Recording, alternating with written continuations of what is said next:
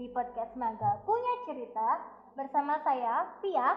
Kali ini kita kedatangan tamu nih dari ekstrakurikuler tari. Halo Kak Asa. Halo. Silakan makan diri. Halo, aku Asa dari kelas 12 IPA 4 dari perwakilan tari.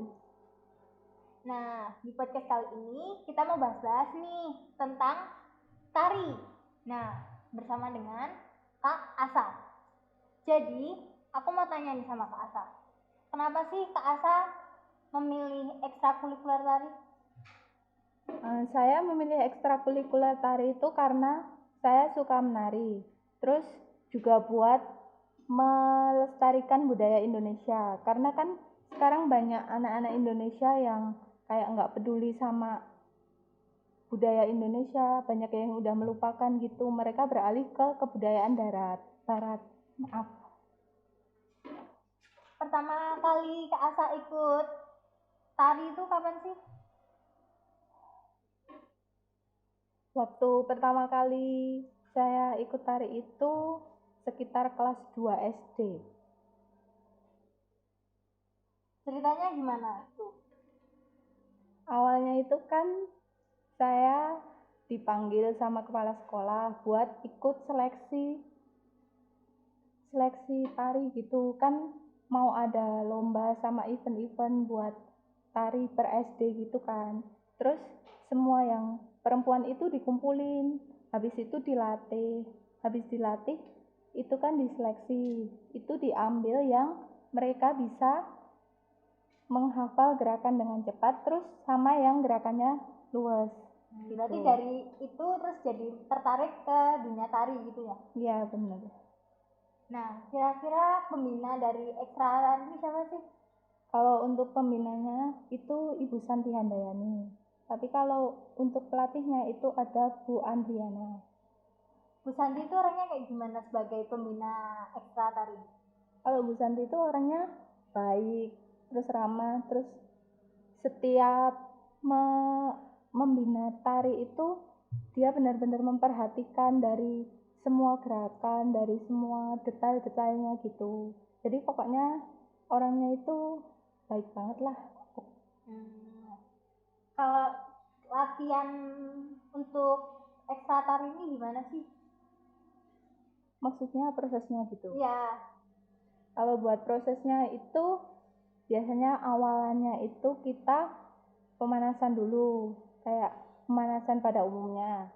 Terus habis pemanasan kita latihan tanpa musik atau biasa disebut garingan. Di garingan itu kita ambil gerakan beberapa detik dulu buat dihafalin. Habis dihafalin, nanti kita coba pakai musik buat ngepasin nadanya. Habis itu, kalau udah benar-benar hafal semua, kita baru lanjut ke gerakan berikutnya. Gitu. Pengalaman ikut tari ini apa sih? Dari Kak Asa sendiri?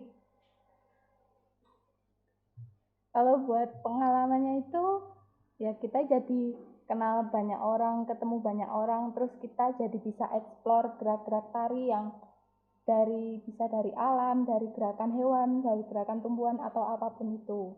Terus buat pengalaman lain kita juga bisa tahu tentang busana tari, tata rias tari, atau properti tari.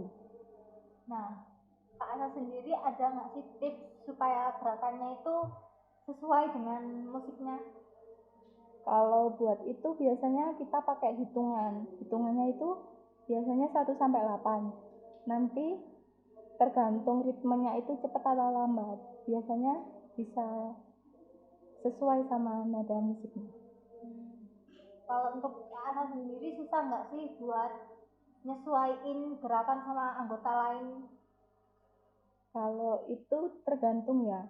Tergantung kita tarinya di tari apa. Kalau emang benar-benar kayak yang mungkin yang tarinya biasa, maksudnya yang slow apa musiknya santai gitu, mungkin bisa cepet buat nyesuaiinnya. Tapi kalau buat yang gerakannya heroik atau yang cepet-cepet gitu, kayaknya mungkin lebih lama waktu buat sama anggota lain. Lebih lama buat latihan untuk nyesuaiin gerakan sama anggota lain gitu ya? Iya benar. Nah, kan sekarang lagi pandemi nih. Latihannya itu kayak gimana sih? Apakah terbatas atau malah sama sekali nggak latihan? Kalau buat latihan selama pandemi ini sih masih kita liburkan dulu, soalnya kan juga buat izin dari orang tua atau apa itu kan juga susah. Jadi belum ada kegiatan. Terus apa ya? Dari ekstrakurikuler tari ini udah pernah tampil di mana aja sih? Kalau buat tari itu udah pernah tampil buat acara 17-an di lapangan Bonyoan. Terus ada buat gelar budaya di Klaten buat karnaval itu. Terus ada MPLS kemarin di Semaga. Terus ada buat penyambutan tim akreditasi sama masih banyak yang lain. Banyak banget ya ternyata yang pernah tampil gitu. Iya. Terus ada nggak sih kayak koreo atau apa ya kayak tari yang susah untuk Kak Asa lakuin gitu? Kalau sebenarnya sih semua koreo itu ya terbilang sulit. Soalnya kan ada aturan-aturannya sendiri-sendiri. Tapi kalau kita udah niat mau Apapun gitu. ya mau melakukannya, mau ngafalin, itu kita pasti bisa kok. Terus ada nggak sih Kak pengalaman berkesan selama ikut ikut ekstra tari ini?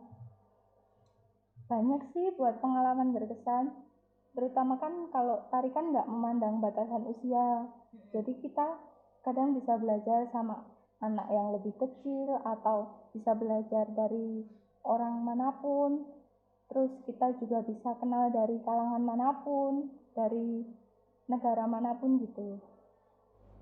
Terus ada harapan nggak untuk ekstra tari ke depannya? Ada sih buat harapan buat ekstra tarinya, ya semoga ekstra tari bisa lebih berkembang dari tahun ke tahun, terus bisa mengikuti event-event di luar, bisa membuat anak-anak yang ikut ekstra tari itu benar-benar mencintai tari dalam hal apapun.